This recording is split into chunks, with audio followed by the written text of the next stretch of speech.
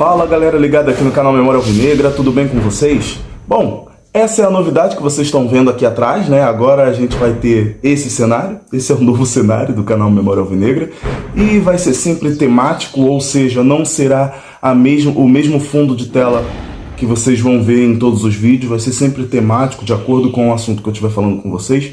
E hoje, já que é temático, vocês já sabem qual é o assunto pelo título do vídeo e também pelo cenário atrás de mim. Eu vou falar com vocês sobre a vitória do Botafogo contra o São Paulo, né?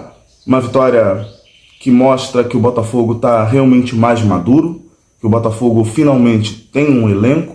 Foi difícil, se a gente voltar lá atrás, foi difícil montar esse elenco, porque a gente teve que trazer vários jogadores para o Campeonato Brasileiro, e esses jogadores que trouxemos para o Campeonato Brasileiro, até certo ponto, entregaram, mas depois chegou um momento em que todos os adversários já sabiam como o Botafogo jogava, então o Botafogo teve que se movimentar mais na segunda janela, e nessa segunda janela eu acho que o Botafogo finalmente conseguiu ter um time, mas precisava ter um padrão de jogo.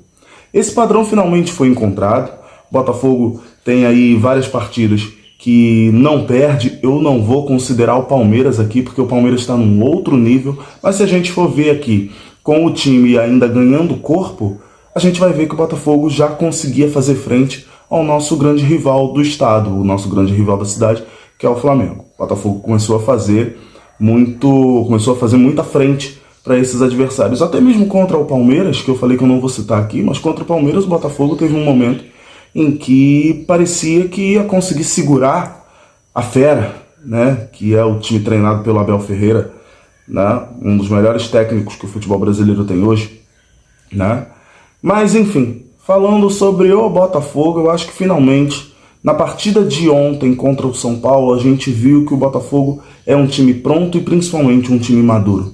Um time que soube sofrer durante o primeiro tempo, um time que muita gente vai falar que jogou mal, realmente jogou mal no primeiro tempo, mas eu acho que jogar mal não tenha, mesmo que jogar mal não tenha sido uma escolha, talvez uma escolha teria sido sofrer no primeiro tempo, entender aonde estava pisando, porque o gramado do Morumbi estava horroroso, a drenagem no campo era muito ruim, você via poças no gramado do Morumbi, e o gramado do Morumbi, historicamente, secou. Não é um campo que prejudica o jogo, mas com as poças d'água que tinham no estádio, que tinham no campo, aí começou a prejudicar, né?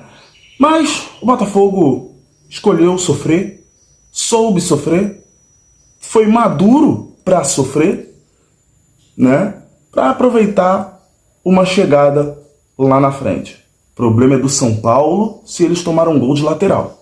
Claro, o gol foi de pênalti, mas o pênalti surgiu numa jogada de lateral. E aí, o problema é deles. Isso aí é erro de fundamento deles. Não se faz uma falta, não se faz um pênalti em jogada de lateral. Não se toma gol em jogada de lateral. Mas o São Paulo, nesse ponto, foi sub-13. Nem no sub-15. A molecada de São Paulo, do Botafogo, cometem esses erros. E se cometerem, recebem um fora dos seus treinadores. Porque é uma coisa que fundamentalmente não pode acontecer. Falta dentro da área em jogada de lateral. Ou tomar gol de lateral. É um absurdo. Mas enfim, vamos falar do que é bom. Vamos falar da vitória do Botafogo, porque é isso que importa. Um Botafogo que logo no primeiro minuto do jogo, primeiro minuto não, né? Logo quando começou a cobertura da Globo, eu assisti pela TV, né? Já avisaram que o Rafael estava no lugar do Saravia, porque o Saravia tinha tido uma dor muscular, uma indisposição, né?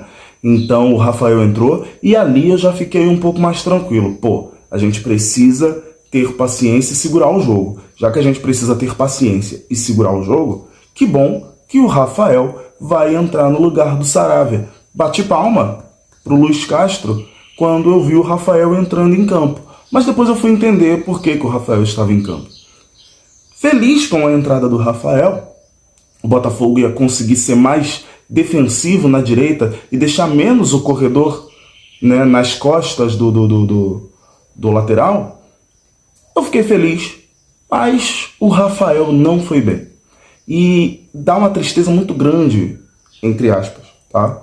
Mas dá uma tristeza muito grande ver o Rafael sofrendo, porque ele sabe que ele tá jogando mal, ele sabe que ele tem muito mais a oferecer e ele vai oferecer muito mais. Aguardem, porque o melhor do Rafael está por vir.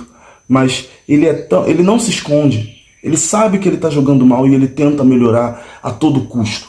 Às vezes não consegue. Foi o que aconteceu na partida contra o São Paulo ontem. Ele saiu machucado. Vamos ver como vai ser a semana dele.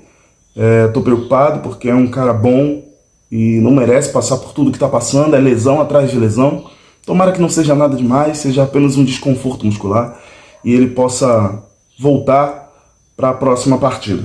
Entrou o Canu no seu lugar e aí eu acho que realmente o Luiz Castro acertou. Porque ele poderia ter colocado o DG, mas ele não colocou o DG e colocou o Canu para ter mais consistência defensiva.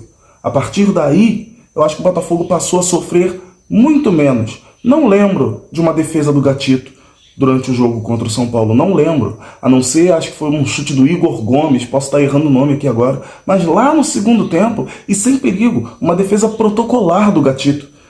Para ele, aquela defesa que ele fez não é difícil. É uma defesa de jogo. É normal, né? Mas o Canu entrou, o time ganhou consistência defensiva, o São Paulo começou a sumir. Em alguns momentos aparecia, mas o Botafogo, com muita sabedoria e maturidade, conseguia se desvencilhar dos perigos que o São Paulo tentava propor ao Botafogo. São Paulo chegava muito, mas não finalizava. E isso é porque o sistema defensivo do Botafogo estava muito bem.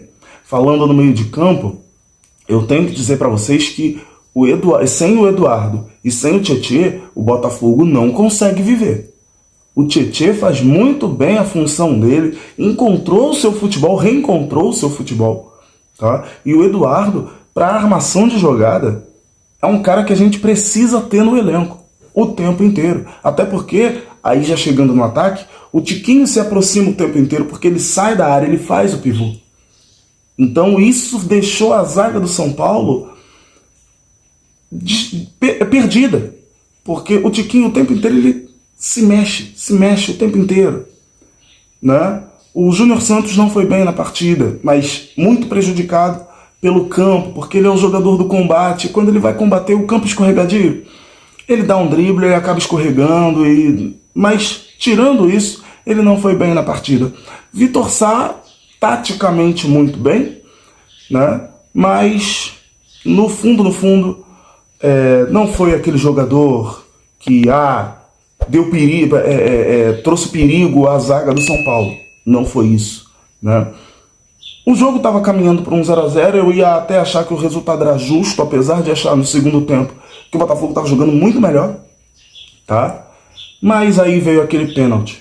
Tiquinho sem coração. Tiquinho não tem alma, porque a calma que ele teve para bater aquele pênalti não se explica. Bateu com toda tranquilidade, com toda serenidade, e o Botafogo, com um merecimento, saiu na frente do placar.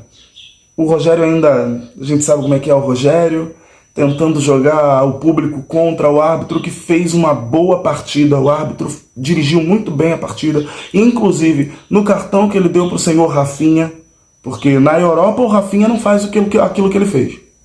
Eu duvido que na Europa, jogando na Grécia, o Rafinha faria aquele carnaval. Eu duvido. O árbitro da partida foi muito bem. O Rogério Ceni ficou falando que era uma vergonha, que não foi nada. O Rogério Ceni até hoje até agora eu não sei qual é o jogo que ele viu. Fato é o seguinte: o Botafogo venceu, estamos no bolo. Rebaixamento? Zero.